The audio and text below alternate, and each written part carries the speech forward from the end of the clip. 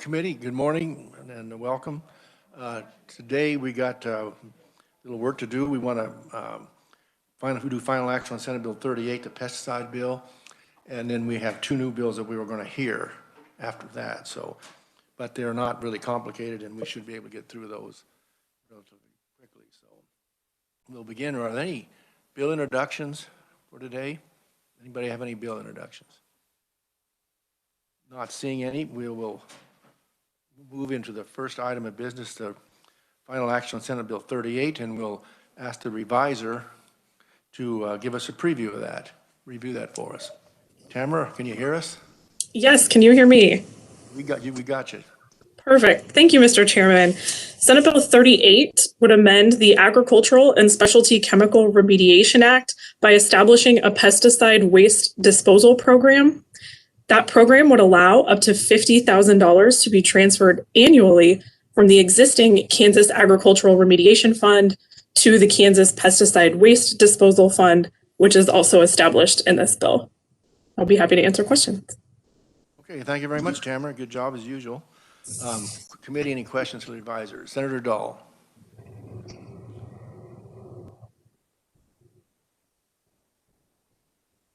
Just hang on, so we might have an amendment. So, thank you very much. I was excited you were going to do that. But Senator Peck has some concern about some language. Why don't you, Tamara, he visited with you about that, so we'll proceed, Senator Peck, with your question. Yes, I had a question that I had visited with the chairman and then the reviser about on page 3. It's in line 14 of the bill. It says pesticide, it talks about pesticide waste includes but is not limited to pesticides that have been abandoned or illegally dumped at a site with no identifiable owner or responsible party. My concern and question was the last phrase, at a site with no identifiable owner or responsible party. And I had mentioned to the chair that if Senator Kirshen owns some property and 50 years from now, he's gone and I own it, I don't mean to put him in the grave or anything, but there is an identifiable owner of the property. And so I had visited with the reviser about striking that language, starting with at the site with no identifiable owner or responsible party. I will let the reviser, she'd sent me an email, I just saw it 20 minutes before I came to committee. She thinks it's addressed. I'm not still convinced, but I haven't had an opportunity to visit with her. So, Mr. Chairman, if it's all right, I would ask her to maybe elaborate on. Okay. Tamara. Thank you. So if you look on page 3 of the bill where this potential issue is, so starting in line 13, it says pesticide waste includes but is not limited to, and then provides a list of things the pesticide waste includes, one of which is in line 14 that Senator Peck just mentioned. That list is not exhaustive, so other things can be included as pesticide waste. And in my email to Senator Peck, what I mentioned was in line 22. If you look at subparagraph F, it says pesticides that are of no use to the current owner of such pesticides. So that would cover the situation I believe that Senator Peck is talking about, where you can identify the owner, but those pesticides are no longer of use to that owner. But I did also mention in that email, if he was still uncomfortable with that, we could strike all the language in line 14 after the word dumped and everything in line 15. All right, thank you very much, Senator Peck. Thank you, Mr. Chairman. I will leave it to the will of the committee, but after I see that Senator Francisco has a question, but I still feel more comfortable with just striking those words at a site with no identifiable owner, because these are talking about pesticides that have been dumped, abandoned or illegally dumped, whereas if we go down further to what the reviser had mentioned, of no use to a current owner, well, I'll let maybe some questions be asked, Mr. Chairman, if that's the way you prefer, and then I probably will still go ahead and offer the amendment. Senator Francisco has a question. Thank you, Mr. Chair, and I appreciate the senator bringing this to our attention. My question would be, are the pesticides the things that have no identifiable owner or responsible party, or is it the site that has no owner or responsible party? Because perhaps we could just say pesticides with no identifiable owner or responsible party that have abandoned or illegally dumped. Yeah, so this was the gist of Senator Peck's question that he and I discussed yesterday. And I do agree that that is a little bit unclear because that with no identifiable owner follows the term at a site. So it could be modifying at a site, or we could be talking about the pesticides in general in the broad sense of that phrase. So I agree with you. It is not entirely clear to me based solely on the words that are here. All right, thank you very much. Committee, what's your wishes? If stand or you want to move your amendment, and then we can decide whether you want to. It sounded like it was agreeable with the reviser to make the change. So, Thank you, Mr. Chairman. Yes, I will do that. I will move that we strike the language on line 14, page 3, line 14, starting with the word after dumped. So we would strike at a site with no identifiable owner or responsible party. So I would move that amendment. is there a second? Second that we amend Senate Bill 38 with that language that Senator Peck offered. Senator Francisco. Thank you, Mr. Chair. I think that if they've been abandoned or illegally dumped, but if we know who dumped them, we don't want to use this money. So just because they've been illegally dumped doesn't mean that we should allow this, the funds that have been essentially given to be used for that. I think we want to make sure that we don't know who dumped them or who was the responsible party. So that would be my concern. I want to clearly say, I would prefer to clearly say that the pesticides with no identifiable owner or responsible party that have been abandoned. I don't know what other members of the committee would feel about that. Senator Peck. Thank you, Mr. Chairman. I don't have a problem with that. My whole issue was, again, if a person owns property that they did not dump pesticides or abandon it, they may not even known they were there when they purchased a property, but they were discovered. I didn't want them to be excluded from, I didn't want them to be responsible for cleanup necessarily. So what Senator Francisco said, Mr. Chairman, I have no problem with personally, as long as it seems to fall within the understanding of our reviser that would clear up the issue, and I understand her concern. What language you want to use then? Senator Straub. Thank you, Mr. Chairman. Just trying to understand this. Maybe the wording would say pesticides with no identifiable owner or responsible party, not the property. Like, you know who the property owner is, but you don't know who was the owner of the pesticide that was dumped. Does that make sense? Is that kind of what you're getting at? Is somebody who owns the property and an unknown individual dumped the pesticide at the property that we know the owner of? I think that's what Senator Peck is. Senator Peck. Thank you, Mr. Chairman. That's what I was getting at. However, if we want to really just get into the weeds, we might know who dumped it, but they have long since moved on or passed away.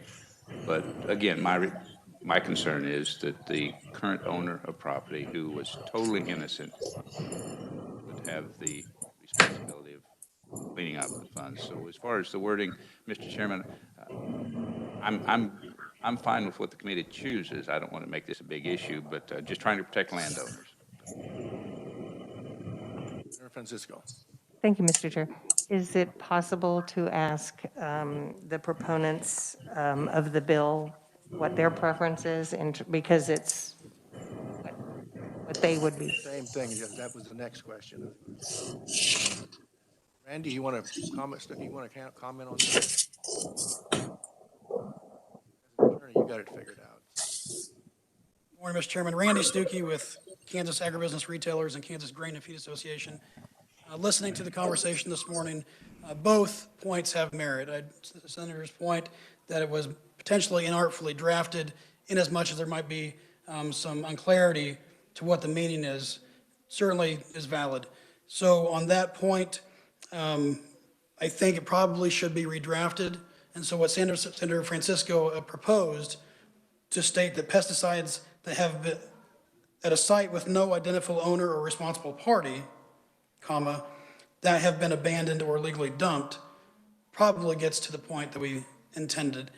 We do not want to have the moral hazard of now opening Kansas up to dumping, illegal dumping of pesticides, and then they get rewarded for it because they are able to clean it up. We don't want to encourage that, obviously, by this bill. So I think we wouldn't want to just cut off that language, but probably placing, redrafting, recasting that one section or one provision the way that Senator Francisco suggested is probably the best route.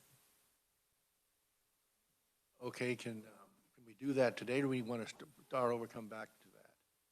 We could certainly, I think, propose a motion or withdraw the motion and then move a second motion as suggested by Senator Francisco would be appropriate, if that's the will of the body. Committee, does that sound, Senator Peck? Thank you, Mr. Chairman. I will withdraw my motion to amend, and then if the second is agreeable, I'm certainly agreeable with the proposed language from Senator Francisco and to Comfrey. Is the second okay with that?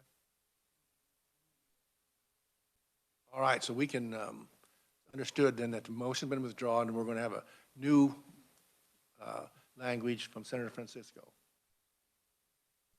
You want to insert that now? Senator Peck actually saw the concern, and I certainly agree.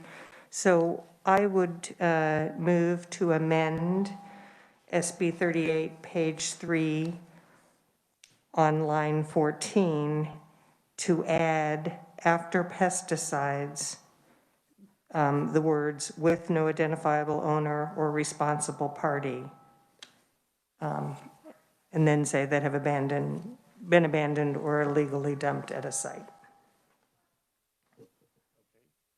Everybody, revisers, you got that? Okay. Any questions on San Francisco's amendment? The reviser has that. Is she comfortable with that? Amber, you okay? You got that language? Yes, thank you. So you made a motion to adopt that language. The motion been withdrawn. So who seconded Senator Francisco's motion? Okay.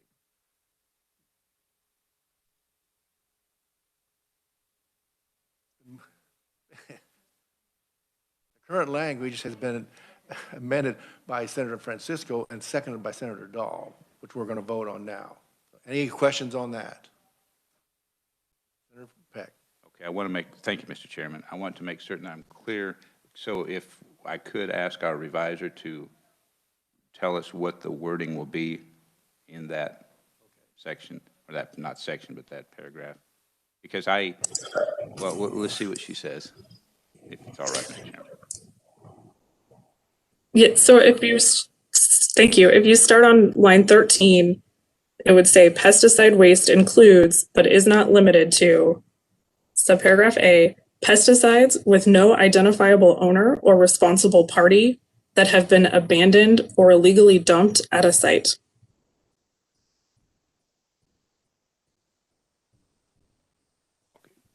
Mr. Chairman, I'm fine with that. I thought that the words after at a site would still be in there, but they are all being stricken. We're adding, I'm good with what our reviser just said. Thank you, Mr. Chairman. Any other questions on the amendment? On Martin Francisco amendment? Hearing none, all in favor signify by saying aye. Aye. Opposed, no. Amendment passes. Any other additions for Senate Bill 38? Seeing none, committee, I'd like to need Senator Peck. Thank you, Mr. Chairman. I would move that we pass out Senate Bill 38 favorably as amended. Thank you very much. I was going to request that we put this on the consent calendar. I don't think we can with the amendment. Oh, that's right, there's an amendment. Okay. Okay, the motion stands to pass it out favorably. Is there a second? Francisco, seconded. Any other discussion? Seeing none, all in favor signify by saying aye. Aye. Opposed, no. Motion passes.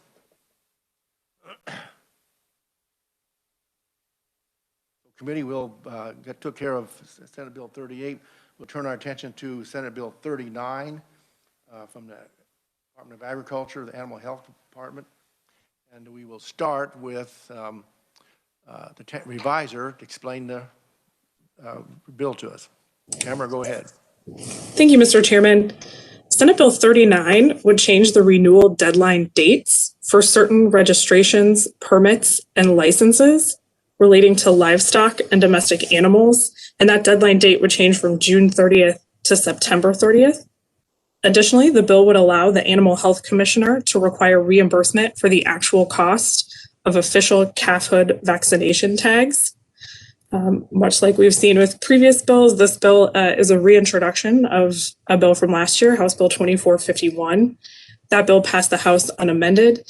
This committee then heard that bill and recommended it favorably for passage. It did die on the Senate General Orders. So a little bit more specifics about Senate Bill 39 on the deadline renewals. The renewal deadlines that would be changed to September 30th have to do with licenses concerning the operation of a public livestock market.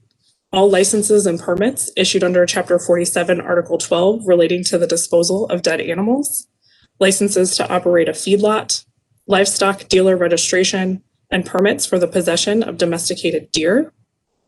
And on the official calfhood vaccination tags, so currently the cost for an OCV tag cannot exceed 25 cents for each tag.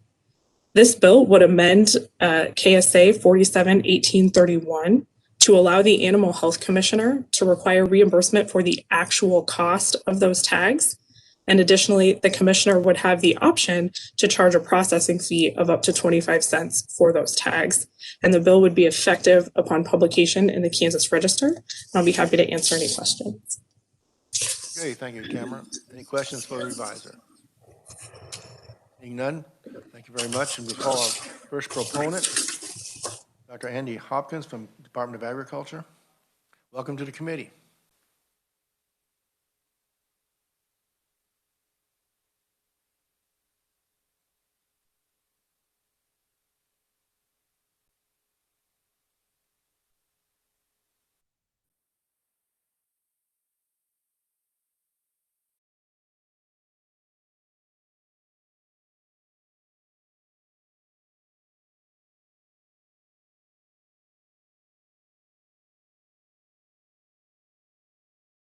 There we go. All right, that better. So, all right. So, good morning, everyone. My name is Dr. Andy Hawkins. I currently serve as the Assistant Animal Health Commissioner for the Kansas Department of Ag. I'm here today in support of Senate Bill 39. Basically, it's two major or minor issues, if you will, that we need to address. The first being the license renewal and registration time frame changing to the September 30th. Deadline, and quite frankly, that's how we've already been operating under current budget provisos, and it would realign that or align that with our small animal facilities. When it says most major large animal licenses, that's pretty much everything but brands, and the reason it says most is because of brands, and brands is renewed every 5 years, and those are staggered, so not everybody's renewing their brand every single year, so that's kind of give you some background. So the goal is that all of our licenses within the Animal Health Department would be on an October 1 to September 3rd 30 timeframe. The second part of Senate Bill 39 deals with OCV tags. OCV tags are official CAFA vaccination tags. Those are tags that signify that a heifer has been vaccinated for brucellosis. And it's a program disease that's administered through USDA. Those tags are accountable property, meaning that they're only made available to Category 2 accredited vets. So you have to be a Category 2 accredited vet to vaccinate the heifers. Historically, USDA has made metal clip tags available, and I think last year I brought a prop. I didn't this year because of COVID, but basically a metal clip that goes in the air, just a real basic metal clip. A few years ago, with the promotion of technology and the new technology coming out of the RFID tags, which is a round button tag, KDA began making those available to veterinarians to offer them the new technology, which was something that was definitely popular, especially with our seed stock producers. That was originally done with cooperative agreement money, and then over time those funds ran out, hence why we came last year to ask for a change in the statute, because as the way the statute currently reads, we're only allowed to charge 25 cents for the tag, and in fact those tags are running about $1.41. The tag is only available from either KDA or USDA, so we go out and we talk to the distributors. We work hard to get the lowest possible price point, and then we want to make that available to our veterinarians. There's no indication at all that we're looking to make money off of this. It's simply recoup the actual cost associated with the tag, and that's what our goal is. Coincidentally, since I was here a year ago, USDA came out with a program where they earmarked some funding to make 8 million tags available to the 50 states. And those tags were allocated based on replacement heifer numbers. Kansas saw, we're a beneficiary of 300,000 of those. So those are the actual RFID tag. So for the last year, Kansas has been a recipient of 99,000 of those tags. And that would be in lieu of the metal clip tag that USDA normally gives out. So for the last year, we have not distributed any of those tags from KDA, and neither will we this year. The however is that program is due to sunset, and it doesn't look like they're going to come back to the table with more free tags at USDA. So now we're in a position where either the veterinarian goes back to the metal clip tags, or they come to us to get the RFID tags. So our goal here today is to get this in statute so we're positioned where we can provide the RFID tag at the actual cost associated with the tag whenever the USDA program sunsets or quits. So in conclusion, just summary, so basically license renewal registration on our large animal side to a September 30th deadline, and then on the OCV tags, just being able to recoup the actual cost associated with the tag. Bearing in mind, whenever that initial statute was put in place, you think about quite some time back, the RFID tag wasn't even a thing, and it all centered around that clip, which 25 cents would be more than enough to cover that. So with that, I'll stand for questions, and I sure appreciate your time. Thank you very much. Thank you for being here. I have a question. That RCV tag you're talking about, is that detectable magnetically, or do you have to position the animal to be able to see it? So it's a radio frequency ID, so RFID tag. It's a little button. The button actually is an antenna. So there is a reader that comes up, and you have to be within about 18 inches. This particular tag is a low frequency tag. There's low frequency, and then there's high frequency. High frequency, we can actually read that at 20 feet as fast as the animals move through, whereas low frequency, it's a wand that we actually can just be within 18 inches of the animal. It reads into the wand, which is then downloaded into a database in the computer and sent real time to our office, which is a huge benefit when we talk about animal disease traceability and being able to capture that information real time. Counter that to the metal clip tag, where somebody's physically got to be chute side, putting their head down, there's grime or dirt on the tag, get that cleaned off, be able to read the tag, tell somebody the number, try to transcribe that number. So it definitely has its limitations. The animal's in a chute, exactly, but they can still smack you in the head, so. Okay. Thank you very much. Any other questions? Senator Dahl. Thank you, Mr. Chairman. You may be able to answer this, or Dr. Hawkins, but where's KLA on this? I'm sure they're in favor of it. I mean, I haven't heard from them this year. Were they opponent or a proponent last year? Probably is what I don't remember they being a proponent. I don't know the answer to that, to be honest with you. I'm sure if they was opposed, they'd be here. But this is a great idea for them. Handling cattle through that tag. Anyway, Senator Francisco. Thank you, Mr. Chair, and thank you for your explanation. So I'm assuming that the reason that we're saying that you may require the reimbursement is that if the tags haven't cost you anything or you're able to continue to get them, then you're not saying it's the cost of the tag, it's really what the cost to the department has been. Correct. So, and I would just highlight that we're 100% customer service focused. So anytime we can load those tags up and I can get them to one of my field vets and we can deliver those to the veterinarian, we do that as often as we can. But in situations where we need to package those up and actually mail those, that's where we would be incurring a charge. And that's where the extra 25 cents would come into play if need be. But obviously our goal is only the actual cost associated with the tag, and that's where we want to leave it.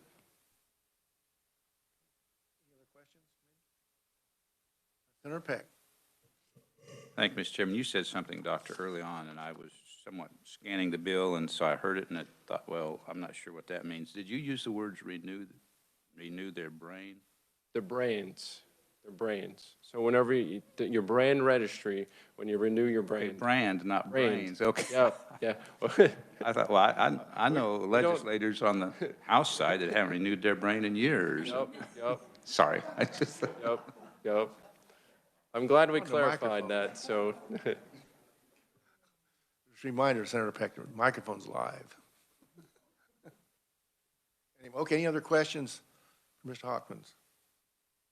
Seeing none, thank you very much. Thank you. Are there any other proponents here today for Senate Bill 39? Any other proponents? Seeing none, is there anybody neutral who would like to testify? We don't have any listed. And then are there any opponents who would like to testify?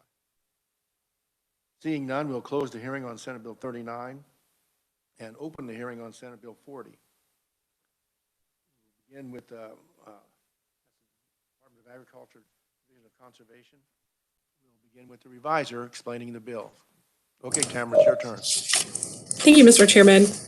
Senate Bill 40 would update and clarify statutes pertaining to the Kansas Department of Agriculture's Division of Conservation. This bill is a reintroduction of House Bill 2462 from last year. That bill did pass the House unamended. This committee heard the bill and recommended it favorably for passage, but it died on Senate General Orders. I'm going to provide a little bit of background before I get into the details of the bill.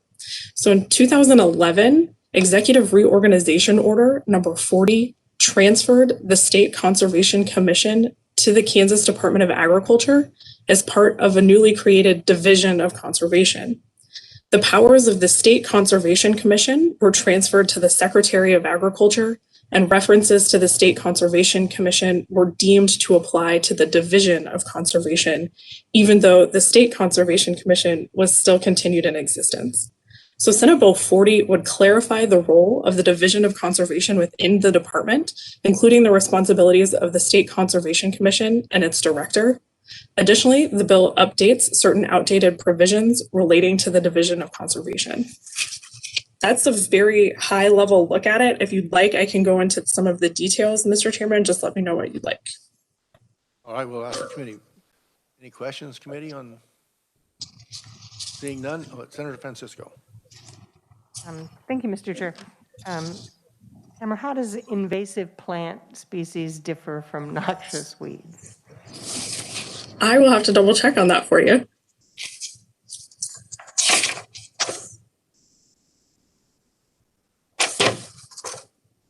Any other questions for the reviser? Not seeing none, we'll have our first proponent. Kenny Titus, Department of Agriculture, Chief Counsel. Welcome to the committee. Thank you, Senator Kirshen and members of the committee. As the senator said, my name is Kenny Titus. I serve as Chief Counsel for the Kansas Department of Agriculture, and I'm here in support of Senate Bill 40. I don't have much to add. Tamara gave an excellent summary of this bill. It's almost identical to what we introduced last year. There was one tweak. Kansas State University Extension had asked that the ex officio members be allowed to vote if they so had that authority from their agencies. So, for example, the USDA representative probably won't vote, but K-State and Extension would like to vote on things that the Conservation Commission does recommend on. So if you were to compare it to last year, that would be the only change. As to the invasive plant questions that Senator Francisco raised, I would just note we wrote that to be there could be some local circumstance. Remember, most of these are carried out by county districts. If there was some plant that is not native to that county that may not actually be a noxious weed but is causing some local problems, if they have some sort of local control program or buffer program that would address that, that was the intent. Because theoretically the county weed director would be handling something that's listed as a noxious weed. One change that we're asking for at this time, just earlier this week we actually received some late comments from the Kansas Department of Health and Environment. I've identified those in our testimony in the bill. It would be on page 9, section 5, and it would be a tweak to, this is KSA 2-1908, subsection H. And KDHE was concerned that this section, we added in the ability to more clearly assist with water quality projects. KDHE was concerned that that language was broad enough that a local conservation district could maybe assume control of something that KDHE is regulating under the Clean Water Act or some other federal program like that. And so we've just added some slight language here to clarify when we talk about a project that a conservation district might take over. We mean a physical project like some buffer zone or riparian structure. We're not talking about taking over regulation of pollution or some sort of permitting or anything like that. So we would ask the committee prepare this or consider adopting this slight tweak to the language. I believe the reviser prepared a bubble amendment for your review as well. So I'm happy to stand for any questions, or if you'd like any more background on the process we went through with the Conservation Commission to review all of the voluminous conservation law. All right, thank you very much. You have a copy of your proposed amendment, isn't that what we got a correction? That's correct, yes. Okay, all right. Any other questions for the counselor? Not seeing any. I thought I had one. I think I forgot what I was going to ask you. Go ahead. That's where I'm done. Thank you very much. Well, is there 105 county conservation districts? Does every county have a conservation district? That's the question I have. It's something like 103. Several of them have merged, so there are a couple counties, but so they're not 105 anymore, but just because several have merged. I wasn't certain. I knew there was More than 100. Every county had one, though, at one time. Okay. Thank you very much. Committee, any other proponents for Senate Bill 40? We don't have any listed. Anybody want to testify as a neutral? Seeing none, anybody want to testify as an opponent to Senate Bill 40? Seeing none. Committee, I think I'll take up that amendment that the department has suggested. Would we make a motion to approve that language change on so we can add it to this bill? Senator Dahl. So moved. Is there a second? Seconded by Senator Fagg to submit the language offered by the counselor to amend to this bill. Any other discussion? Seeing none, all in favor say aye. Opposed, no. Motion carries. The amendment will carry, and you can correct it in the language.